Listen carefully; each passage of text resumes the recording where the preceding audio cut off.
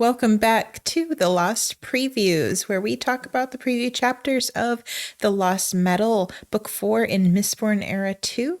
I am Danielle, also known as Fel Candy with 17th Shard, and with me is Marvin. Hi, I'm Paleo. So this week we have chapters 10 and 11 released on Tor.com. They kind of bring everybody together, don't they? Let's just dive right into chapter 10 if you want to do a summary for us. Yeah, sure. So chapter 10 starts with Marasi arriving at the constabulary in the Octon where she works. And she's applauded by all her colleagues, which is a little uncomfortable for her, actually. She doesn't like all the fame. And yeah, she goes to talk to the Constable General, Reddy, who we already knew from older books, so he's still in charge.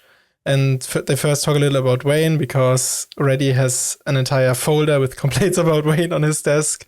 And yeah, she tells him about the notebook that she found from the cycle. And well, they talk about this entire situation with the set and what they might be up to. And she asks him to be allowed to go to Bilming, because that's what the notebook indicates that the shipment will go to. And yeah, she also shows him the spikes that she found, but she decides to keep the Trellium one. The other ones she gives to Reddy to give to the university for studying. And yeah, afterwards she sits down to have lunch, and well, at some point the cleaning lady shows up, but it turns out it's actually Wayne who's disguised himself. And yeah, they leave for the meeting with Wex that we talked about last week that they received a note about. Yeah, not too much happened in this chapter. It feels like just kind of getting Marasi and Wayne to the right place. It feels like it is kind of nice to see Reddy, because as I said, I've been doing a reread before The Lost Metal comes out, and I'm right now in the very beginning of Bands of Mourning, and it's interesting to see how Marasi and Reddy's relationship as coworkers has changed, because they were pretty antagonistic with each other at the beginning, and now they're working together, and I mean, they're smiling at each other and getting along. So it's kind of nice to see that evolution happen. Yeah, definitely. And also how he recognizes Marasi's work, and in general how he appreciates all her efforts, and even he has problems with Wayne, but he's glad that Marasi is the one who's dealing with Wayne, sort of, because she keeps him in check. And in general, I find it pretty awesome to see that Marasi has become this sort of role model for other women to join the police force. She remarks that 2 or 3 women alone she sees there have joined in the last year only because of her, more or less. And I mean, it has sort of a double effect, because she doesn't really want to be the center of attention and everything, but it's also nice to see that her presence has an effect and modernizes the police force in a way, I guess. So that's nice to see. It's kind of nice and refreshing in this series, in the whole Mistborn series, about how women are treated on this planet. Because Vin was an inspiration to all of the women from the beginning, and now we see women in the police force in a fantasy book, which is, it just feels a little unusual but very refreshing and nice to see. And it's really funny. I found that what you mentioned about Reddy and having to deal with Wayne being Wayne, I laughed when he had this binder of complaints about Wayne, and he didn't even put it away, because he just kept it there because it was just a common occurrence. I was cracking up at that.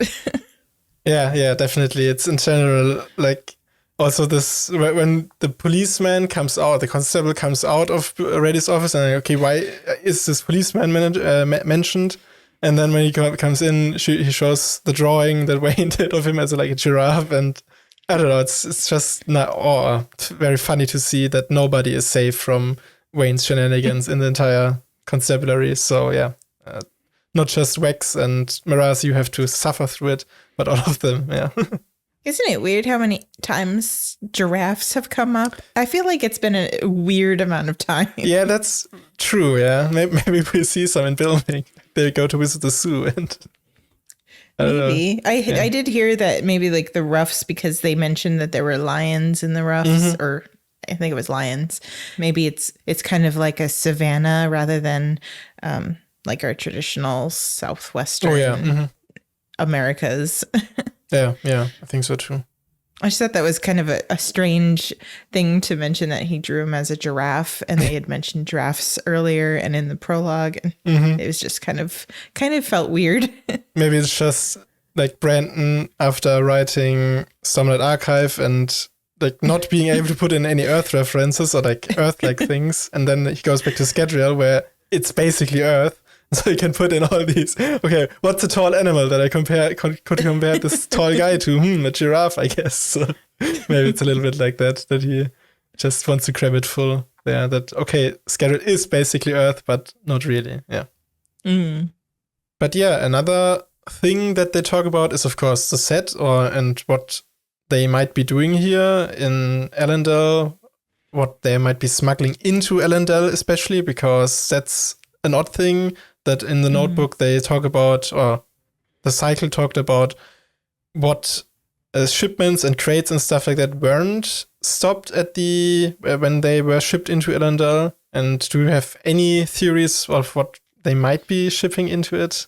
My first thought was maybe like some kind of human smuggling, where they're trying to get people who don't want to be seen, getting them into Elendel, because they were notating, how many times very basic shipments had been checked. So maybe they have like a timetable where they need to move people from, or items, I guess, from one cart to another so that it doesn't get inspected or something. I'm not sure exactly, though. It could also be maybe whatever is keeping Harmony from being able to see what's going on in Bilming, and that way they can kind of take control of Elendel, at least away from Harmony's site, possibly. Yeah, that was my idea as well. Like something, maybe it's Trellium, I don't know. Whatever they use, as was mentioned in the blurb, that Harmony loses sight over Bilming. So whatever that is, maybe it's a material or whatever that they needed in large quantities in Elendel, and so they need some way of smuggling it in, maybe. But I don't really have any other ideas either. What it might be. So are you thinking that maybe Trellium is causing Harmony to not be able to see what's going on?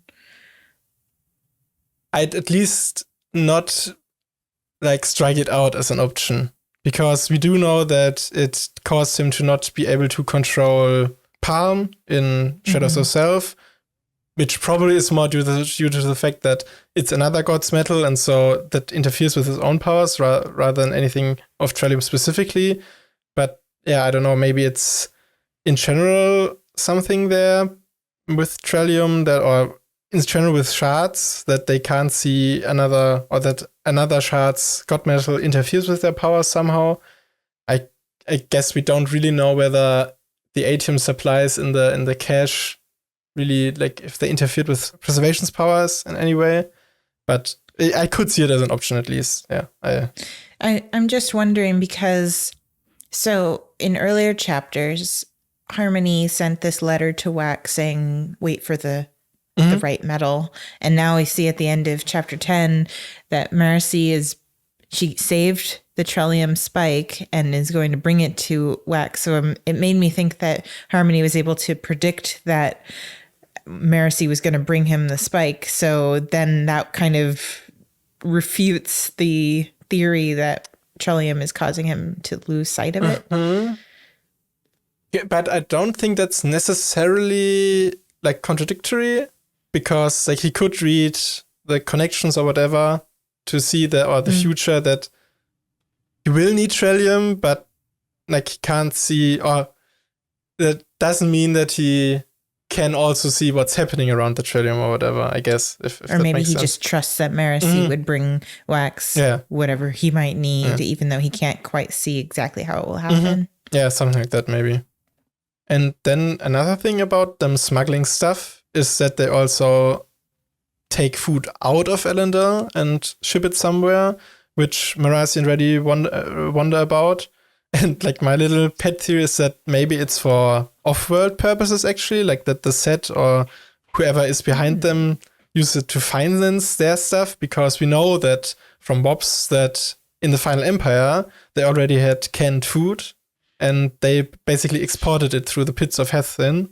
And that, like, when Kelsia destroyed that was a major incident in the international or interplanetary community because they couldn't get a lot of canned food anymore. So maybe it's something like that, because we do, or at least it seems like Scadrial is still pretty advanced compared to the other planets at this point. So maybe like they have major food supplies because the basin is also very, very fertile and everything. So maybe that's what they export the food or smuggle the food out of the city for. Yeah, I didn't really have any theories about why they were smuggling. Actually, I didn't even think about why they were bringing food out. I was just thinking maybe it was just a cover for their normal operations. So they had to increase the amount of food going out so that it looks like they're bringing a lot of stuff in. But that's definitely an interesting theory. It just sort of came to mind because I do kind of like that warp where Bren said, oh, Kelsia had an impact there. But yeah, I don't know. Maybe it is like Marasi suspects that they just want to feed an army or something like that. So I like this quote from Reddy talking to Marasi about Wax. And he says, he doesn't have any other hidden apocalyptic family members or half-sane wives with mystical powers, does he? And I like zeroed in on that little mention about wives. I just want to see Steris like have some kind of awakening or a snap or something.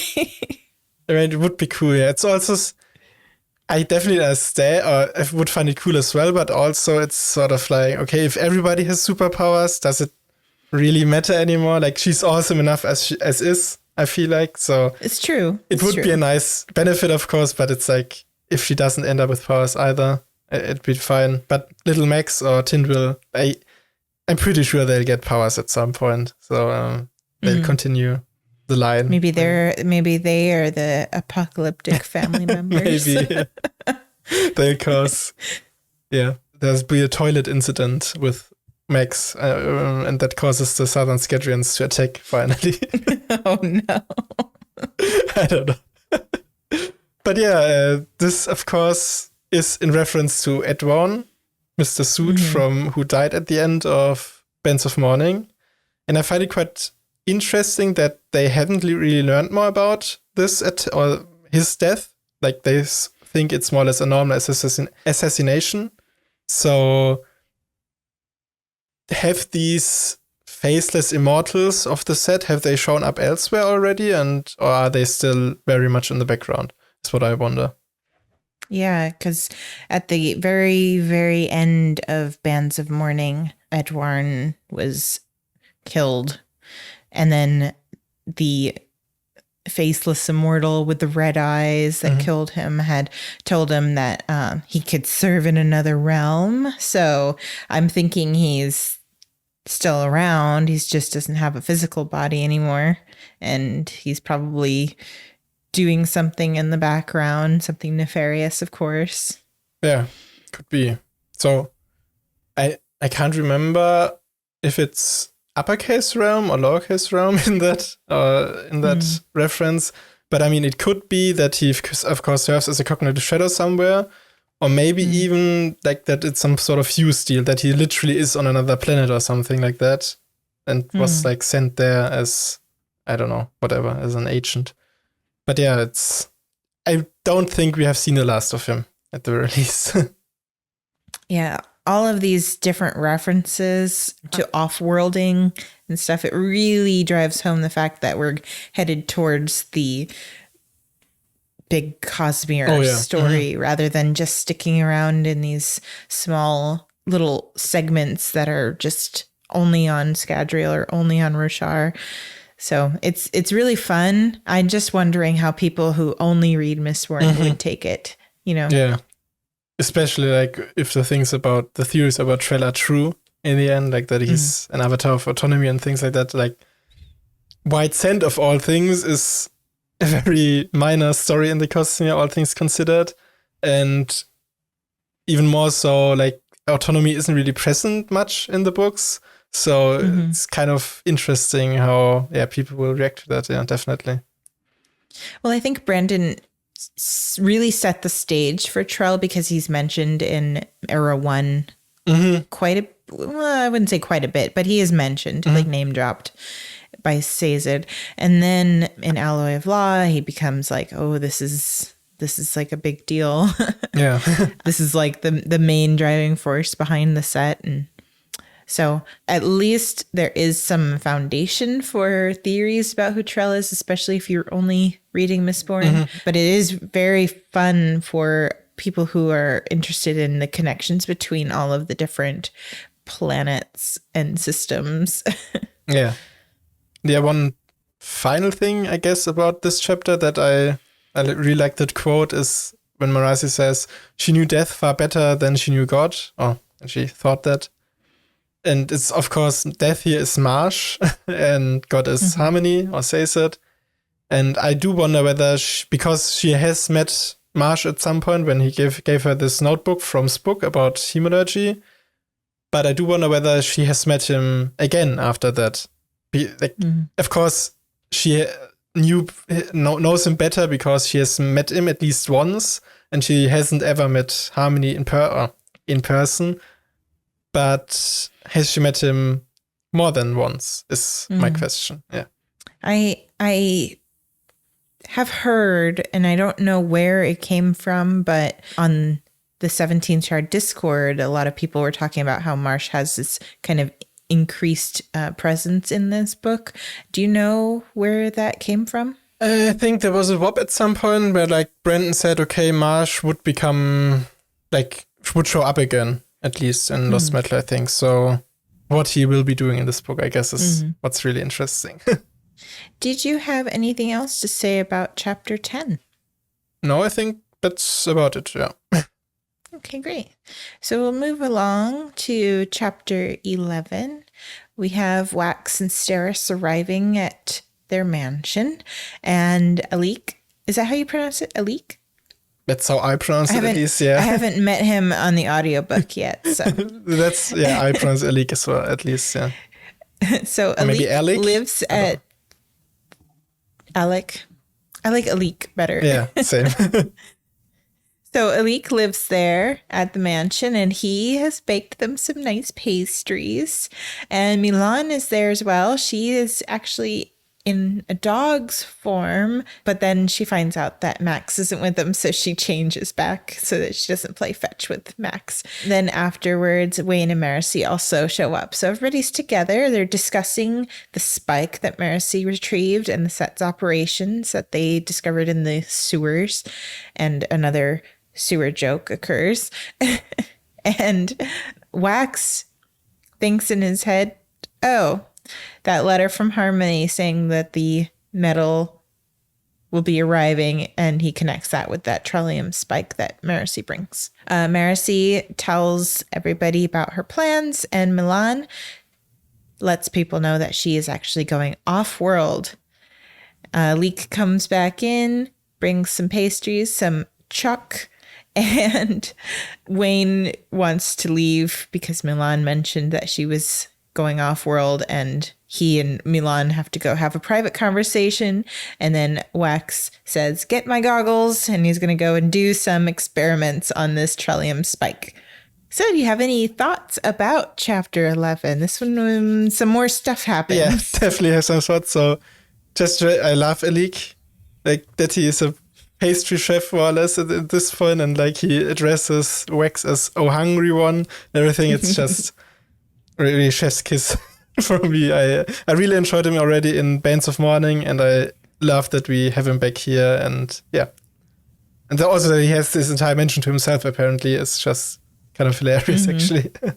Yeah, he's a great character, and I really love that he and Marasi have been dating for quite a while, officially dating. So I think it mentions they were flirting for a couple years, but then they've been dating for a couple years. So that's really cute. And then we see Steris like taking notes about how they're flirting and being goofy, and she's like, should we act like that? Yeah. I also just love Steris, like one of the best characters, yeah, definitely. So, yeah, it was. I really like that line. Oh, maybe like all the things they're doing, maybe we should do them too. And like Wax isn't like he's. Oh no, that's way too cute and sweet. What they're doing, not for him. Yeah. They're also quite a bit younger than Wax. Yeah. So. Mm-hmm. Yeah, definitely.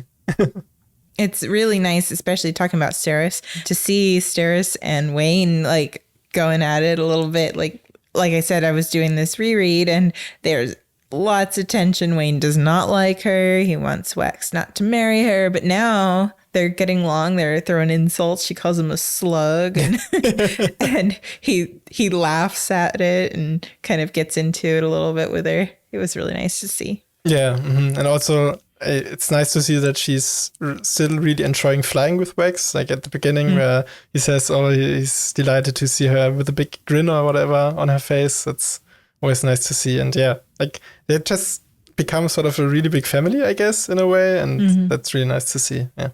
It makes me anxious about the rest of this book. Yeah, true. And whenever I see people getting along and a big, family time and stuff, it makes me worry about what's going to go wrong. Yeah. Steris better be safe, and I mean, only for the kids, but not even only for the kids. Yeah. It's also part of the family is Milan, I feel like, because like this is so perfect that she comes in with a dog's body and just to play fetch with Max, which is sort of degrading in a way also to her, like that she would play fetch with him. But yeah, I feel like she's just the perfect sort of wacky aunt for Wayne's wacky uncle in a way. So I really like that, yeah. I love that she has her own room that's filled with like bones and hair and stuff. It's like kind of morbid and gross, but at the same time, it's like she has all of these costumes that she puts on for them. But then she strides out and she's like 6'4" and she's got this like gorgeous androgynous thing going on, and her cheeks are translucent. She's showing her emerald skeleton and everything. So she's definitely coming to her own. She like accepts her place there with everybody. Oh yeah, definitely. And I did find that one comment from her pretty interesting, that apparently Akandra's bones also affect their psyche a little bit, or like their behavior, or at least how they see themselves, which I'm not sure if we had anything on that before, but I feel like it makes a lot of sense that the sort of physical or some sort of aspect of the previous owner of the skeleton is still attached to it, and it sort of influences how the Kandra feels in it. So I think that was implied when we see other Kandra talking about Tensoon and his dog body, and they say, "Oh, I'm surprised he wasn't panting," or true, they have these little comments about Tensoon. So it was never really directly mentioned, but it is neat to see this confirmation that they kind of get into character when they put their bones in. Yeah. Very, a very odd thing to say, but yeah. Yeah. That's basically what it is, yeah. And so Milan is very blatantly saying she's going off-world. So I found that really interesting. So she got all dressed up in her emerald skeleton, and she's talking about going out of the Scadrian system somewhere. We don't really know where, right? She just says like off-world, I guess, to another planet. She says so, but yeah, not exactly where. But it's cool to see that Harmony is finally deciding, okay, I should send out agents, because obviously the Cosmere is aware of them. So yeah, it does beg a lot of some questions at least about this Waldo Kendra that we have, sort of that the fandom calls Waldo, the Kendra World Hopper that Brandon has mentioned before. I assume they were sent out by the Lord Ruler back in the day, or maybe they are an independent Kendra, but they're definitely not on like a mission from Sazed by the sounds of it. Like they precede him in a way. Yeah. So that Waldo name is, I've never actually heard that before. That's hilarious. So Waldo, the Kandra World Hopper, we haven't actually seen, right, in any of the books. We just know that there's one out there. Yeah, exactly. And I think he's also, or they are the only one that we have any sort of word on. Like we haven't had any other world hoppers. So we do know there's somebody out there, but this sounds like it's the first big wave of Kandra really going out and doing stuff. It makes me wonder if Harmony is trying to get some kind of backup or something to deal with Trell invading. So he's sending people out to gather information about what the other shards might be doing. Yeah, probably, yeah. And it's also, there is one note that Milan makes that I'm a little like, what exactly is going on there? Because she says, like, it's not that simple, or as simple as she's just going off-world. So I wonder whether there's some sort of also connection thing going on, like with with Kelsia, who, when he tried to leave Schedule, it wasn't really possible for him. Like, he was pulled back towards the sub-astral. So if something similar might be going on for the Kandra, because, I don't know, their powers or their cognitive aspect is somehow bound to Schedule. But it does sound like they do have a way around it, but it's kind of a difficult thing. Yeah. So maybe it has something to do with the hemalurgic spikes or something. Could be, yeah. And then I really enjoy that Marcy is asking Milan questions about other worlds. And she even, in the last chapter, mentioned with Reddy that she mentioned something about off-world beings, or like, what was it about? Something about Trell. Yeah, that like Trell comes from a god. Yeah. So she seems like she has some kind of personal interest in these other planets. So I want her to become a world hopper. I think that would be really fun. I mean, in combination with the blurb as well, where like an off-world organization wants to recruit her, there's, even if it's not with the organization, I feel like there's no way around her becoming a world hopper.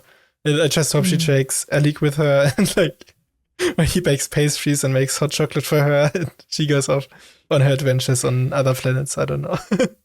But yeah, definitely see her going off-world at the end of this book. If she doesn't, I'd be very surprised. And then we see that, so we know Milan is leaving, and Wayne is not okay with this. He is like, oh, I have an appointment. And so he wants to leave as fast as possible. But then he gets, Milan kind of pulls him aside, like, we need to have this conversation. So he's going to be a little hurt, a little upset after this conversation with Milan. I do feel a little sad up for him.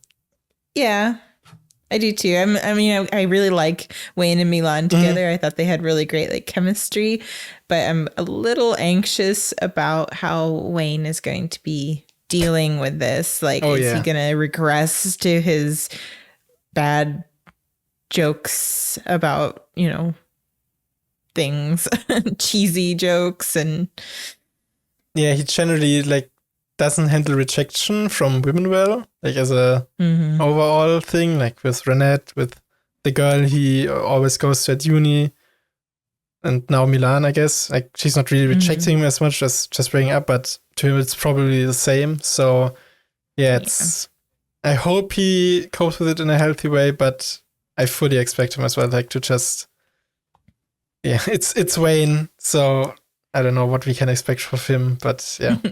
It won't be easy for him at the release. I have been enjoying him in this book so far. I feel like he and Marcy really bounce well off of each other. So I feel like Marcy is young enough and has a different personality from Wax. So it doesn't feel quite as grating to hear some of Wayne's jokes. But I've never really been a huge Wayne fan. So we'll see. We'll see how he does. I'm just hoping that he will be a little bit more tempered than he has been in previous books. Yep.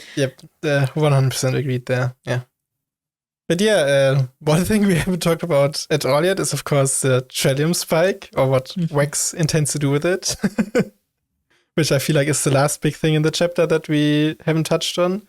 So for one, of course, that he immediately makes that connection with, this is probably the metal that Harmony indicated in his last letter. It's like, okay, I mean, we had the same theory, more or less, but what does Harmony want to do with it, as an earring? That is what I wonder now. Yeah, I love the get my goggles. He's really into these science experiments that he has, and I love that he asked Wayne how much health he has stored up, and Wayne's like, no, I got an appointment, I gotta get out of here. So I don't know what he was thinking. Does he want to experiment on Wayne with this? Yeah, or does he just want Wayne there to do the dangerous stuff? Is he expecting this Trillium spike to explode during his experiments? I don't know. Yeah. I mean,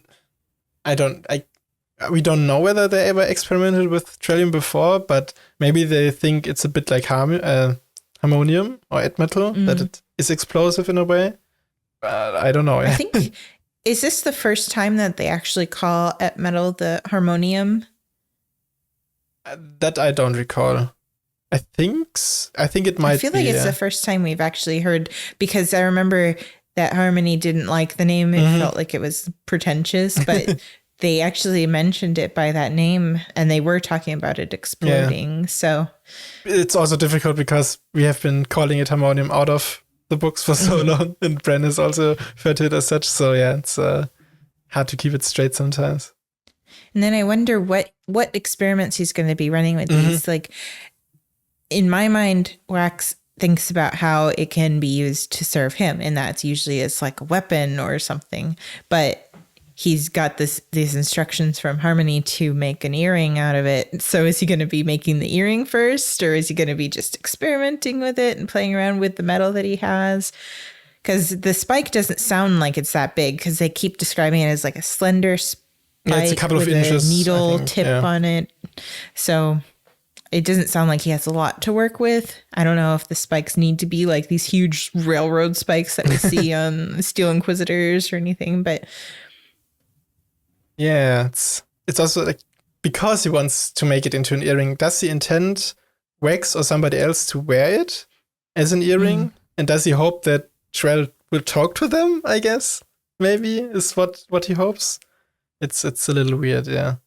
And also we still don't know what kind of charge it has, so maybe that might also be that some sort of investiture reaction might cause it to explode. If I don't know if Wax has made any sort of experiences like that in the past with spikes, could be.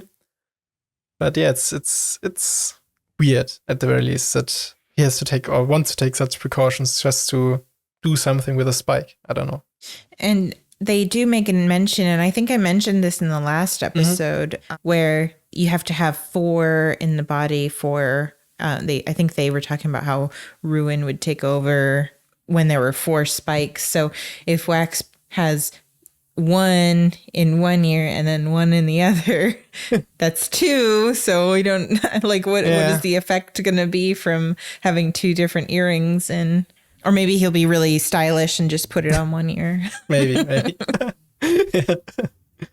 But Wax also theorized that it might be some sort of linchpin spike, or has served as sort of linchpin spike, which I remember you mentioned last episode, which I find kind of, funny, I guess. Yeah. That, he also brings up the theory. I was really happy when I saw that he mentioned that. I was like, that's what I was thinking too, Wax. But I feel like because that was his first thought, that's probably not going to be, it'll be like a red herring.